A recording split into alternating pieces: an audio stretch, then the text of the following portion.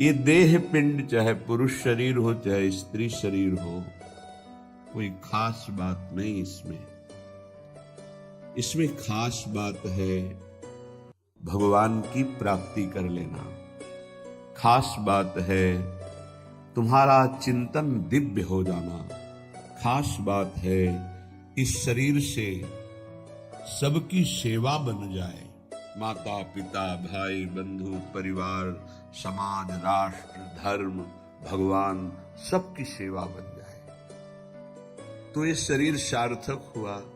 नहीं क्या मांस का पिंड है, रक्त संचरित नसनाड़ियां हड्डी त्वचा और इसमें जो डालो मलमूत्र बन गया। जितने द्वार हैं उनका सबको परिचय है ही है। कौन से सुख के लिए परस्पर शरीर में आकर्षण होता है? सच्चिदानंद सुख की लालसा वाला शारीरिक सुख के भोग में यदि अनेक जीवन व्यतीत करने के बाद ये भी जीवन व्यतीत कर दिया तो हाथ क्या लगेगा? इतना जीवन व्यतीत कर दिया, क्या हाथ लगा? बहुत विवेक विचार की जरूरत है। धर्मयुक्त काम भगवान ने अपना स्वरूप बताया है सृष्टि संचालन के लिए। यदि विवाह पाणिग्रहण संस्कार करके संतानोत्पत्ति के लिए विधान किया गया है तो वो धर्मयुक्त काम है, व्यभिचार वहां भी नहीं, धर्मयुक्त काम। अन्यथा धर्म विरुद्ध यदि काम का सेवन किया जाए तो घोर पापाचरण बनने लगता है और मलिनता पे मलिनता होती चली जाती है। स्त्री रूपा मेध्य पिंडे मुह रमृत धिया। हमारी बुद्धि इतनी मलिन हो गई है कि मलमूत्र के द्वार को अमृत पान का स्वरूप समझते हैं। कितनी निकृष्ट बुद्धि है। इन शरीरों पे है क्या? ऊपर के द्वार देखो, आंख से कीचड़ निकले, नाक से कितनी खखार के थूको, वमन करके देखो। नीचे के द्वार तो दुर्गंध युक्त मलमूत्र के ही है। किन भोगों में तुम अमृत पान करना चाहते हो? स्त्री रूपा मेध्य पिंडे मुहुर अमृत धिया नित्य लोलुभ्यमानं। नित्य तुम लुभायमान हो रहे हो कि अगर ये शरीर भोगने को मिल जाए, ये शरीर मिल जाए तो हमारा जीवन धन्य हो जाए। नित्य लोलुभ्यमानम है क्या? थोड़ा विवेक से विचार करके देखो। धर्मयुक्त संतानोत्पत्ति के लिए भगवान ने आदेश किया है। मनमुखी चाल चल करके मनोरंजन करने के लिए ये नहीं बना हुआ है। फंसते चले जाओगे। अमृत की लालसा से मृत होते चले जाओगे। तुम्हारे विचार मृत, तुम्हारे आचरण मृत, तुम्हारा शरीर मृत, तुम्हारी चेष्टा मृत। क्योंकि मृत लोक में, इसका नाम मृत्यु लोक है और खोज रहे हो अमृत। चक्षुर्न क्षुद्र जीवैरपि विहितो। ये नेत्र मिथ्या रूप में लुभायमान हो रहे हैं। चमड़ी ऊपर से गोरी पीली जैसी भी, उसी में हम आसक्त हो रहे हैं। इतने आसक्त हो रहे। परसों एक नवयुवक भाई प्रश्न एकांतिक में कह रहे, जिया नहीं जा रहा, हमको हमारी मित्र ने धोखा दे दिया और हालत भी ऐसी थी कि करुणा लग रही थी कि कृपा करें प्रभु और इनकी बुद्धि को इस दलदल से निकालें।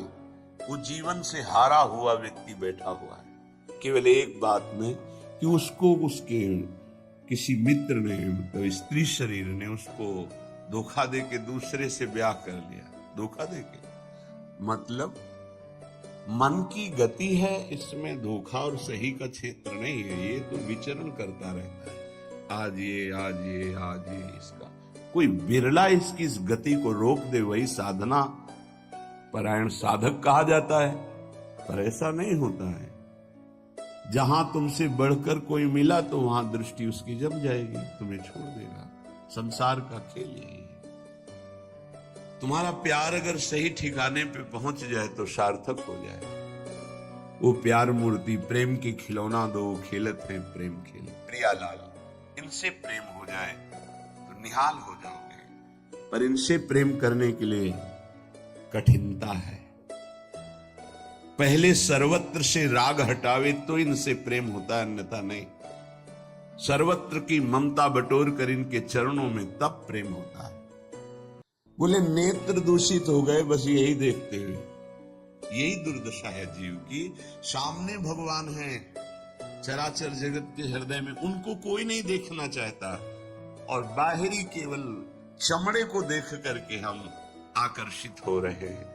ये चमड़ी ज्यादा दिन नहीं टिकेगी, जिसकी तुम देख रहे हो उसकी और तुम्हारी भी, ये नष्ट होने वाली है। इन्हीं को शासन में साधक रखता है। नेत्रेंद्री हम जहां चाहें वहीं जाएगी, अन्यथा नहीं जाएगी। अभ्यास कीजिए नाम जप के द्वारा। ऐसे थोड़ी कि बात कर रहे हो किसी संत से भगवत चर्चा और तुम्हारी दृष्टि जा रही बार बार, और इतनी हिम्मत तुम्हारी कि भगवत भाव के वातावरण में तुम्हारी अशुद्ध वृत्ति उधर देखने की कोशिश कर रही। क्या देख रहे हो? चुप, एकदम शांत। चक्षुर्न क्षुद्र जीवैरपि विहित मृषा मानना अत्यंत मग्नाहा। ये क्षुद्र जीव समझ नहीं पा रहे कि नेत्र किसके लिए मिले। ये नेत्र मिले भगवत साक्षात्कार के लिए। ये विचार करो 5 मिनट आंख बंद करके, अगर ऐसे ही तुम्हारी आंखें छीन ली जाएं तो सोचो कैसा तुम्हारा जीवन होगा। जिन आंखों से तुम गंदी बातें कर रहे हो, गंदी बातें देख रहे हो, यही आंखें भगवान छीन लेते तुम्हारी, तो क्या तुम्हारा जीवन होता। आज तुम्हें भगवान ने आंख दी है, तुम इससे धर्म का दर्शन करो, सब में भगवत दर्शन करो, श्री विग्रह के दर्शन करो, संत दर्शन करो, नेत्र पावन करो। नेत्रों को दूषित कर लिया और मिथ्या देह सम्मान को तुमने सुख मान लिया। 4 लोग नमस्कार किए तो तुम अपने को श्रेष्ठ समझ लिए। किंचन मात्र भी कोई श्रेष्ठ नहीं है। ये पंचभूत शरीर सबके उसी सामग्री से बने हुए हैं। अंदर जो जीव अंश है भगवान का बिल्कुल बराबर है। अब जो सम्मान और अपमान होता है गुण और अवगुण का होता है, और गुण और अवगुण दोनों मायाकृत है। सुनो तात मायाकृत गुण और दोष अनेक, ये दोनों मायाकृत है। तो तुम किसका सम्मान? माया का। किसका अपमान? माया का। तुम तो मान और अपमान दोनों से परे हो। अगर कोई तुम्हें प्रणाम कर रहा है तो तुमको उसकी श्रद्धा को प्रणाम करना है।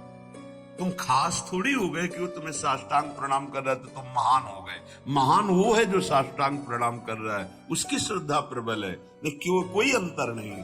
जो इस देह में पंचभूत वही उस देह में पंचभूत, जो इसमें परमात्मा का अंश वो उसमें परमात्मा का अंश, उसकी श्रद्धा बड़ी है, इसलिए वो आपकी तरफ प्रणाम कर रहा है।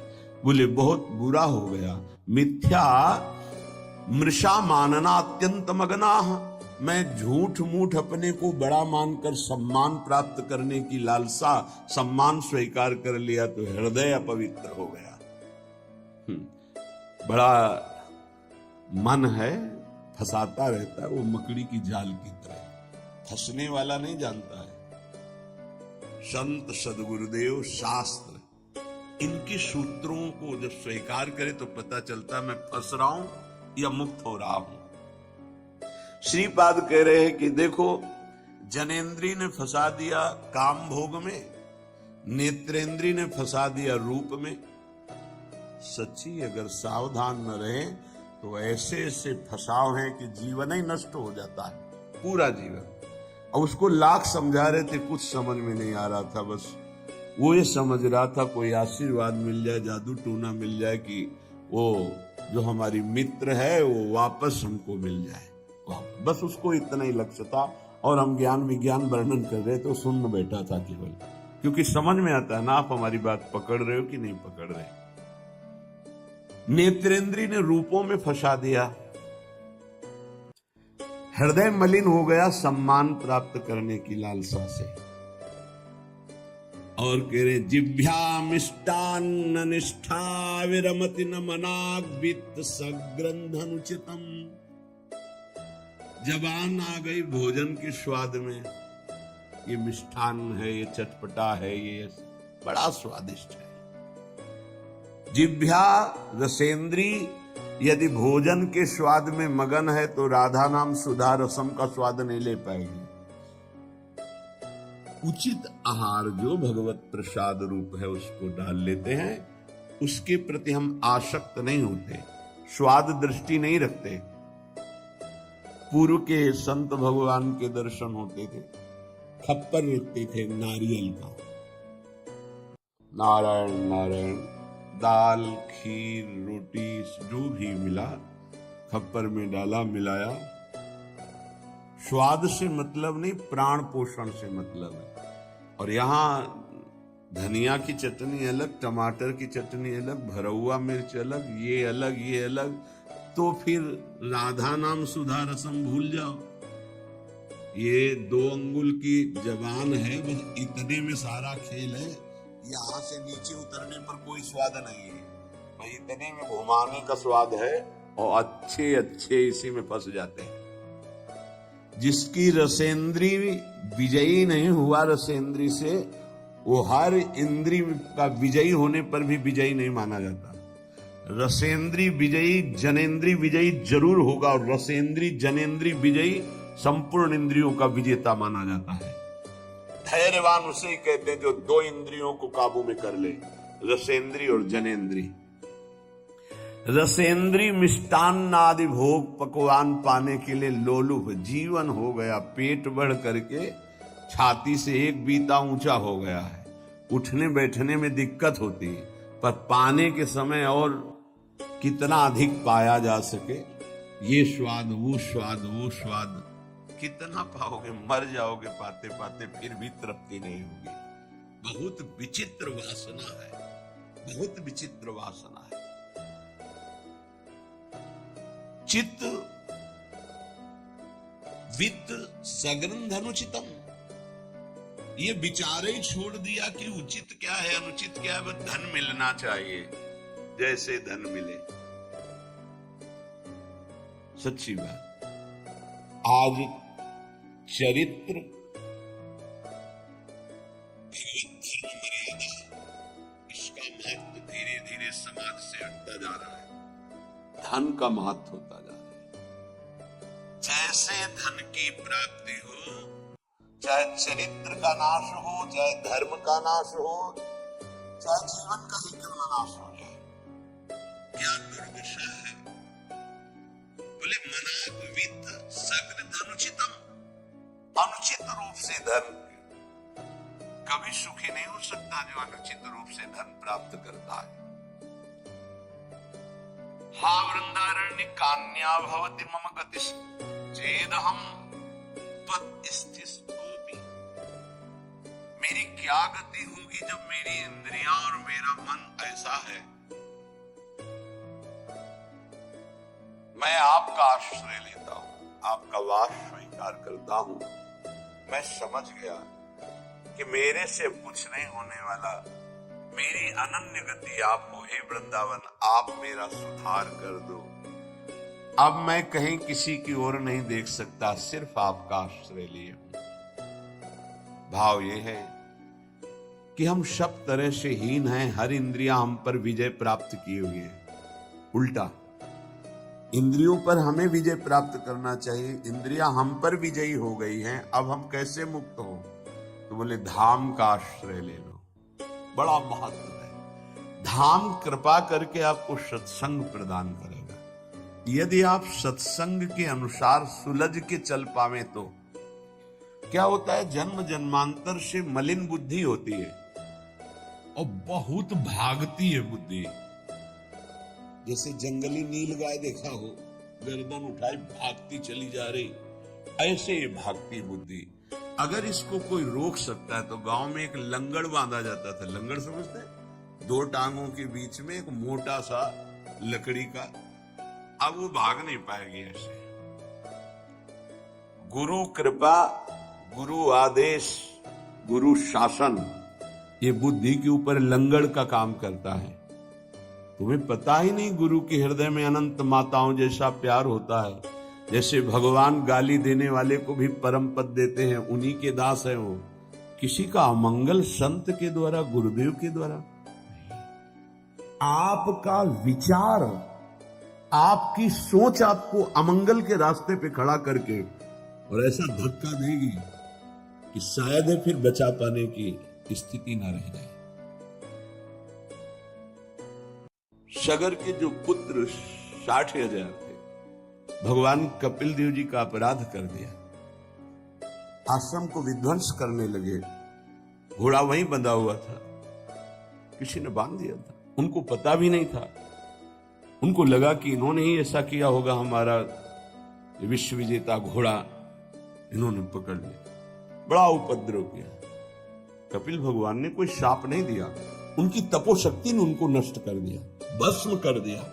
जिनके उद्धार के लिए उन्हीं के वंशजों में क्रमशः आराधनाएं हुई, फिर प्रसिद्ध कर पाए भगीरथ जी और भगवती गंगा को लाए और अपने पुरखों का उद्धार किया।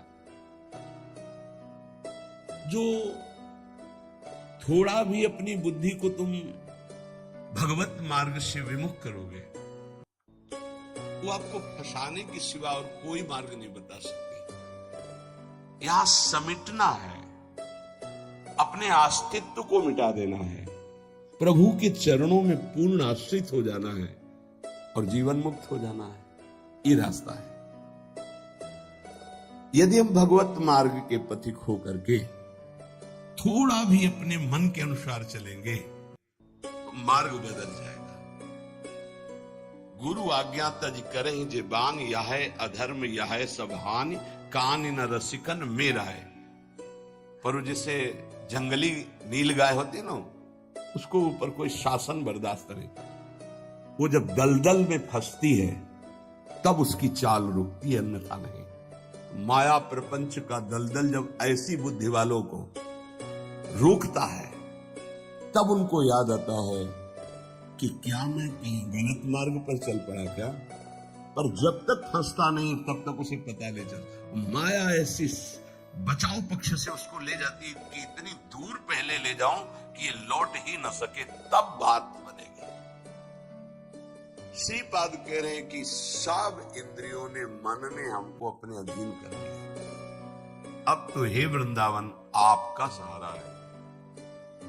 बनाया हुआ सिद्धांत है, रही मन देखी बड़िन को, लघु न दीजिए डारी, जहां काम आवे सुई, कहा करे तरवारी। और सिद्धांत उन्हीं का बनाया हुआ है। अगर गुरु चरणों में लघुता आ गई, विश्व ब्रह्मांड में महत्ता स्पर्श ही नहीं कर सकती तुम्हारा। ये हमारी बुद्धि, ये हमारा मन ऐसा सोचता है कि शॉर्टकट से चले धनी बन जाए, शॉर्टकट से चले परम पद मिल जाए, शॉर्टकट से चले बहुत उत्तम सम्माननीय बन जाए। है बहुत शॉर्टकट है। सर्वस्व त्याग और एकमात्र प्रभु का आश्रय। अभी जो चाहो बन जाओगे, पर सर्वस्व त्याग। आज तक जितने भी महापुरुष हुए हैं, सर्वस्व त्याग से। सर्वस्व त्याग का स्वरूप किसी के नामे कर देना सब प्रॉपर्टी नहीं, अपना अस्तित्व मिटा देना। अम्बरीश जी चक्रवर्ती सम्राट है, पर अपना अस्तित्व नहीं है, तो क्या हुआ? सुदर्शन चक्र उनकी रक्षा में है, और भगवान दुर्वासा जी को द्विज कहते हैं और अम्बरीश जी को भक्त कहते हैं। अहम भक्त पराधीनो अस्वतंत्र युक्ति। तो मैंने वृंदावन का आश्रय लिया, अब वृंदावन संभालेगा। तो वृंदावन किस रूप में संभालता है? संत रसिक सदगुरुदेव के रूप में संभालता है। यदि हम ना उनकी आज्ञा का पालन करें, अवहेलना करें, तो बड़े कृपालु हृदय के होते हैं जो संत है। संत सरल चित जगत हित, जान स्वभाव स्नेह। तुम क्या जान पाओगे हृदय में तुम्हारे ही प्रति कितना दुलार है। सांप को चाहे जितनी प्रार्थना करो, आरती उतारो, दंडवत प्रणाम कर लो, कह दो सीधे चलो तो कभी नहीं चलेगा वो। उसकी चाल ही टेढ़ी होती सांप की तरह। ऐसे जो कुटिल बुद्धि के होते हैं, हाथ जोड़ो, पैर छुओ, दुलार करो, गले लगाओ,